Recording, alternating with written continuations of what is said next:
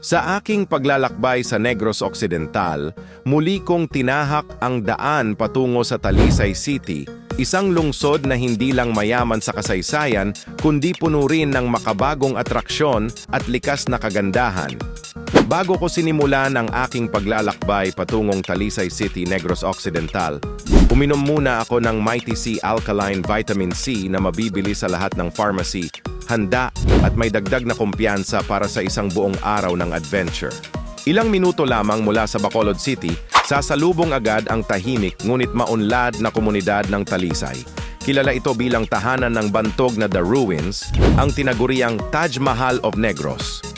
Ang engrandeng istrukturang ito ay simbolo ng walang hanggang pag-ibig at nagpapaalala sa makulay na kasaysayan ng industriya ng asukal sa lalawigan. Ngunit hindi dito nagtatapos ang ganda ng Talisay.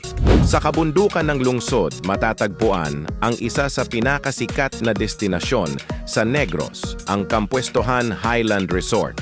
Isang world-class na theme park resort na dinarayo hindi lamang ng mga Negrens, kundi pati ng mga turista mula sa iba't ibang panig ng bansa.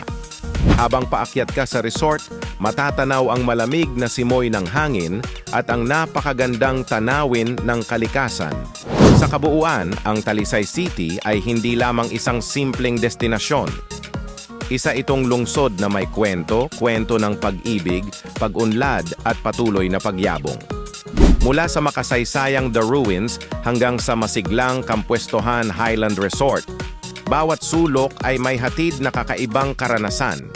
Ang paglalakbay na ito ay patunay na sa bawat biyahe, may bagong tuklas, bagong alaala, at bagong inspirasyon. At sa bawat pagbisita sa Talisay City, siguradong may baon kang kwento na maibabahagi sa iba.